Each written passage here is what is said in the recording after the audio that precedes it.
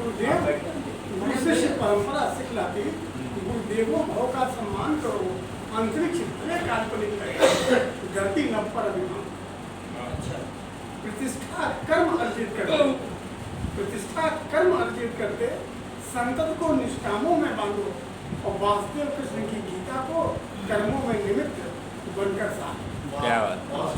धीरे धीरे शिक्षण की प्रवृत्ति, धीरे धीरे शिक्षण की प्रवृत्ति मास्टर की पदवी दिलवा सकती। शोध तभी चालू होता जब बुद्धि विषय पर जाती। एक विषय पर एक शोध, एक विषय पर एक शोध जीवन का अनुभव होता। चलचित्र 3 घंटों में ही जीवन का सार होता। छोटे छोटे संकेतों से कुदरत संदेश दिया करती। यदि नजर टिका मन में सोचो, ज्ञान वृद्धि पल पल होती। ज्ञानी विज्ञानी तपस्वी योगाभ्यास में रत रहते, अपनी सफल साधना के भावों से विचारों में रखते। विचार मूल्यवान हीरा, विचार मूल्यवान हीरा, हीरे पन्नों का अन्वेषण होता। विचार ईश प्रदत्त साधन, सोए मन को जागृत करता। सुविचारों को कार्यान्वित करना बौद्धिक विकास को दर्शाता और लक्ष्यों से परिपक्व फल नीचे गिरते। न्यूटन का गुरुत्वाकर्षण बाद में।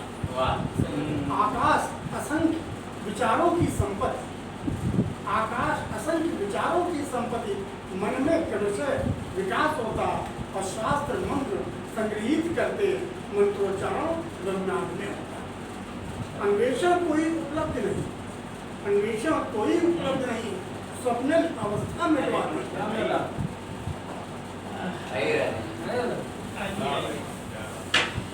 अन्वेषण कोई उपलब्ध नहीं, स्वप्न अवस्था मिटवाती।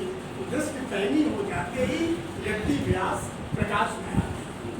क्रौंच पक्षी का आर्तनाद, क्रौंच पक्षी का आर्तनाद वाणी में आज कभी लाया। करुणा वाणी से फूट पड़ी, रामायण महाकाव्य।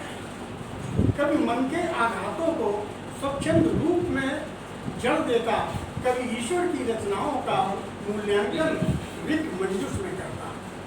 कभी गोष्ठी और कभी सम्मेलन चर्चा का विषय नहीं होते। जिन पर नभ की वर्षा होती वे ही आयोजन करते।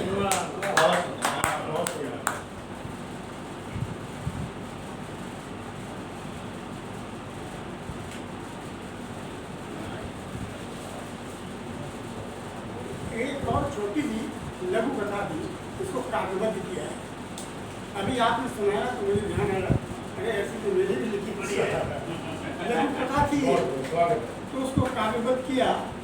सम्राट आयु के चौथे पद में, सम्राट आयु के चौथे पद में कुछ कुछ सशंकित से दिखते। किसको उत्तराधिकार सौंपूं, शंकों के घेरे में दिल कटते। सोच विचार कर एक दिवस तीर्थ यात्रा का विचार आया। अपने तीनों पुत्रों को बुला जाने का मकसद समझाया। राजा ने कुछ बीज लिए, तीनों पुत्रों में समान बांटे। लौटने पर वैसे ही पाने की इच्छा ने उत्तराधिकारी मांगे। ज्येष्ठ पुत्र ने बीजों को बाजारों में पैसे ले बेच दिया और मझले पुत्र ने नौकर में बीजों को वैसा ही छोड़ दिया। छोटे बेटे ने बीजों को खेतों में जाकर बिखेर दिया। सब चादर तोड़ कर सो गए, फैसला भविष्य पर छोड़ दिया। जैसे जैसे दिन कम होते उत्सुकता मन को विचलित करती।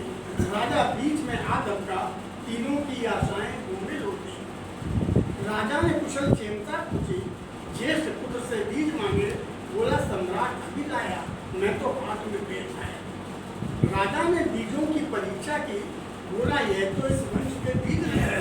बेटा बोला आप समय पूर्व लौटे, बीजों के प्रकटता का पता चला। मझला पुनः हंसकर बोला मैं वही बीज अभी लाया। उसने नौकर का ताला खोला, बीजों को दुर्गंध युक्त सलाह पाया। छोटे ने झुककर प्रणाम किया, पिताजी को बाहर ले आया। मैंने वंश के बीजों को खेतों में बोया, यह फल पाया। सम्राट ने छोटे की पीठ ठोकी। बोला तुमने उचित कार्य किया, मेरे ही वंश के बीजों को उपवंश बड़ा उपहार दिया।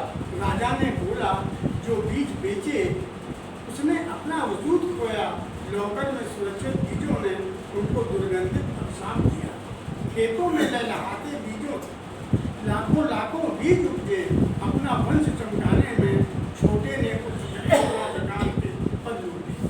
राजा की सांकेतिक वाणी छोटी के बुद्धि में विवेक लाई, उसका राज्याभिषेक हुआ, दोनों भाइयों को लाजो गया।